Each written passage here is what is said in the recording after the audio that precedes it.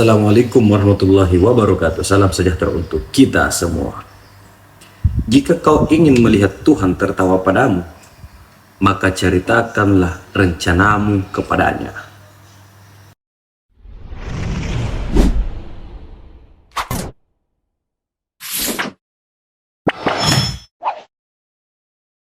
Baik bosku, pada kesempatan kali ini saya akan berbagi video di mana seorang komika mengata-ngatai Rocky Gerung sebagai orang yang dungu dan juga orang yang mempermainkan otak rakyat. Apakah kalian atau kita ini sebagai rakyat merasa dipermainkan oleh Rocky Gerung? Silahkan jawab di kolom komentar.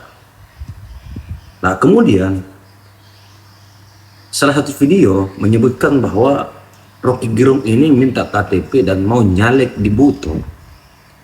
Nah, kira-kira menurut kalian ketika Rocky Gerung nyalek atau dimanapun itu dia nyalek, kira-kira berapa persen suaranya? Apa kira-kira dia mampu duduk di kursi DPR? Oke, tanpa berbasa-basi, mari kita simak videonya. Nanti dia mau di Buton sama siapkan KTP saya di Buton. Saya mau ganti KTP buat Ini nyalek dari sini. mau ganti KTP. Kalau nggak bisa saya wakil dia.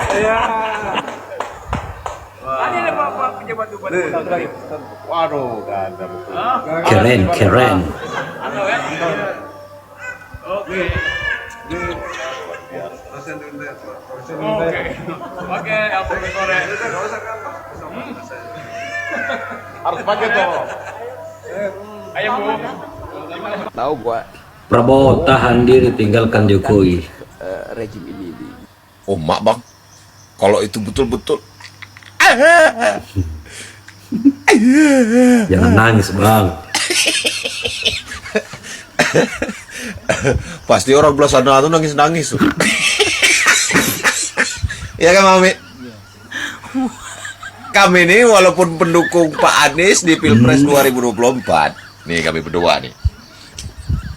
Tetapi kami pernah menjadi pendukung Pak Prabowo 2014-2019. Ideologi politik beliau itu berbeda dengan rejim sekarang. Nggak mungkin bersatu bagaikan minyak dengan air. Ya, untuk kepentingan masa depan bangsa, rakyat Indonesia, aku sepakat. Nggak mungkin kita terus-terus terpecah gara-gara perbedaan begitu. Karena perbedaan itu adalah salah satu rumus untuk mencari keindahan. Dengar ini saudaraku. Apapun anggapan kalian di luar sana, suhu politik yang terus memanas, hukum yang terus carut marut, itu akan membuat negara kita menjadi terpuruk dari segi ekonomi. Karena bangsa luar tidak akan mau bekerja sama terhadap suatu negara yang suhu politiknya terus memanas, hukumnya tidak jelas.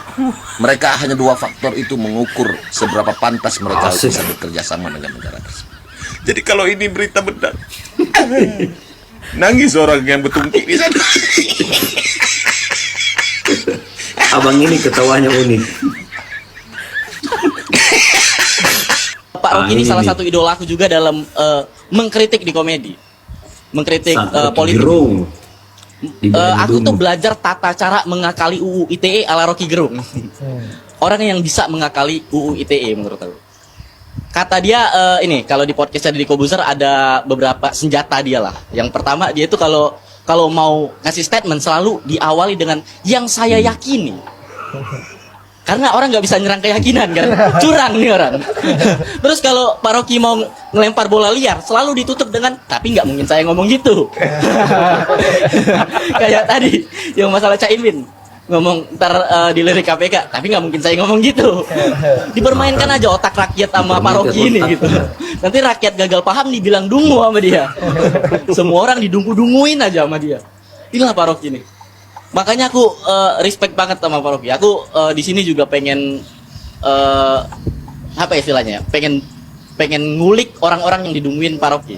Yang paling viral yang paling rame itu kasus masalah yang ini ya, Pak Rocky fiktif dan fiksi. Dia ngedungin orang yang nggak bisa ngebedain fiktif dan fiksi. Sama ini kayak orang yang nggak bisa ngebedain mana yang dipukulin, mana yang habis operasi plastik.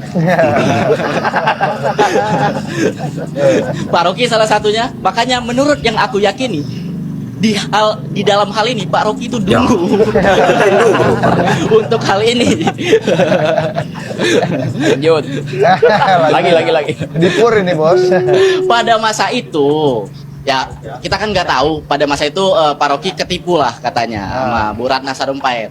Tapi bisa jadi sebenarnya Pak Rocky pada masa itu udah tahu, tapi digoreng buat kampanye. Tapi nggak mungkin aku ngomong gitu kan. Gimana Pak Rocky diserang pakai senjatanya sendiri? Lucu. Ya udah gitu aja. Sekian aku aja, makasih. Apa jawaban Bandung? Itu suara Ya kita ya. itu satire yang bagus. Cuman faktanya keliru tuh. Tapi saya tetap tertawa karena cara menghormati badut adalah dengan tertawa itu.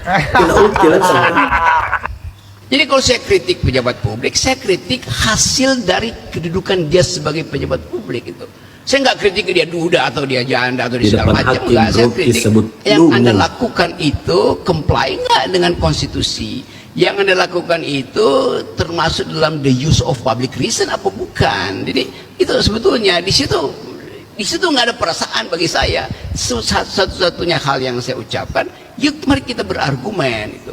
Tapi kemudian kalau argumen ya mulai mempersoalkan tuh Anda karena jomblo kan. Ya, betul. Saya kasih contoh misalnya bagaimana supaya lengkap di sini. Saya dikritik karena menghina presiden oleh seorang profesor ekonomi UI namanya Renald Kasali. Saya ucapin di sini ya supaya dicatat. Kata si Renald Kasali, Rocky Gerung itu kasar ucapannya karena jarang bercinta itu.